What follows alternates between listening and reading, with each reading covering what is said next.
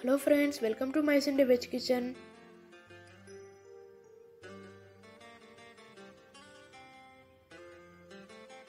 ఇవాళ special mushroom paneer curry. ఇది ఎలా చేయాలో చూద్దాం. ఇది చేయడానికి మనకు కావాల్సిన ఇంగ్రీడియంట్స్: నీళ్ళతో శుభ్రంగా కడిగిన మష్రూమ్స్, బిర్యానీ ఆకు, లవంగాలు, యాలకులు, దాల్చిన చెక్క, అల్లం, 1 స్పూన్ ధనియాల పొడి, 4 పచ్చిమిరపకాయలు, పల్లీలు, 1 టేబుల్ స్పూన్ కారం, పసుపు, ఎండుమిరపకాయలు, కొత్తిమీర, కసూరి మేతి, సన్నగా తరిగిన 2 పెద్ద ఉల్లిపాయలు, 200 గ్రామ్స్ పన్నీర్, కట్ చేసిన మష్రూమ్స్, సన్నగా తరిగిన 2 టమాటాలు, రుచికి సరిపడా ఉప్పు, 2 టేబుల్ స్పూన్ల పెరుగు, నెయ్యి. ముందుగా ప్యూరీ కోసం స్టవ్ మీద కడాయి పెట్టి కడాయి వేడయ్యాక నెయ్యి వేసి అందులో లవంగాలు వేయాలి. తర్వాత అందులో 3 యాలకులు, దాల్చిన చెక్క, 1 బిర్యానీ ఆకు వేయాలి. అందులో సన్నగా తరిగిన అల్లం ముక్కలు, పచ్చిమిరపకాయలు, ఎండుమిరపకాయలు, పల్లీలు,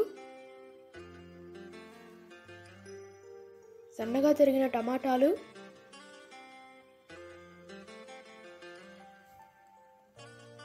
ఉల్లిపాయలు,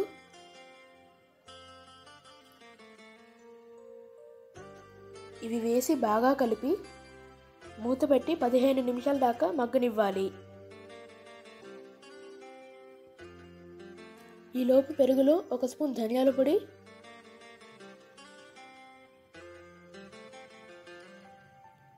పసుపు, 1 టేబుల్ స్పూన్ కారం ఇవి వేసి బాగా కలపాలి. ఈ పెరుగు మసాలా వేసినప్పుడు బటర్ వాడక్కర్లేదు.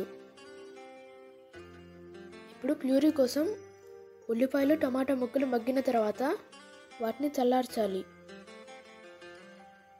మిక్సీ జార్లో వేసి ప్యూరీ రెడీ చేసుకోవాలి.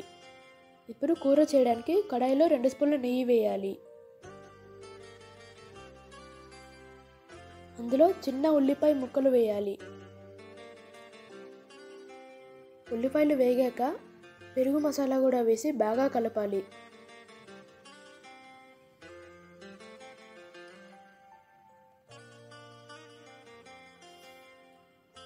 తర్వాత ఉల్లిపాయలు, టమాటాలతో చేసిన ప్యూరీ కూడా వేయాలి.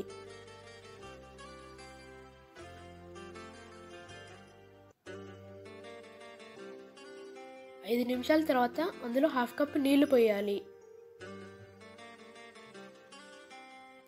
ఇప్పుడు కట్ చేసిన మష్రూమ్స్ని కూడా వేయాలి.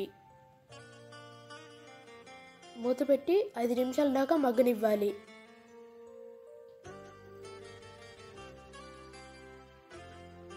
ఐదు నిమిషాల తర్వాత పన్నీర్ కూడా వేసి బాగా కలపాలి. మూత పెట్టి కాసేపు మగ్గనివ్వాలి. ఇప్పుడు రుచికి సరిపడా ఉప్పు కూడా వేయాలి.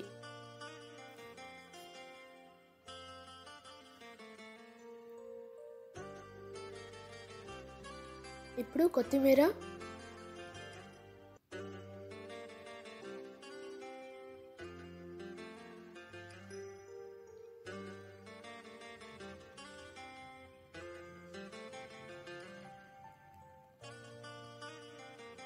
చివరిగా కసూరి మేతి కూడా వేసి కూర గట్టిగా అయ్యేదాకా ఉడకనివ్వాలి.